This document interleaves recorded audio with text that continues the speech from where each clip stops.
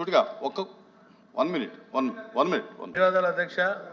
ఈరోజు టూరిజం మీద మాట్లాడే అవకాశం ఇచ్చినందుకు. మాట్లాడటం కాదు మీరు ఏమన్నా సప్లిమెంటరీ అడగండి, మీకు అవకాశం మాట్లాడటానికి ఇవ్వాల. అంటే నా ఉద్దేశం అంటే క్వశ్చనే కాదు, కొంతసేపు ఒక 2 నిమిషాలు అలాగే ఏం కాదు మీరు ఏదన్నా అధ్యక్ష. ఈరోజు మీరు చూసిన కానీ మంత్రి గారికి మరి గౌరవ మంత్రి గారు చెప్పినట్టు మన రాష్ట్రానికి సుమారు 975 కిలోమీటర్ల తీర ప్రాంతం ఉంది.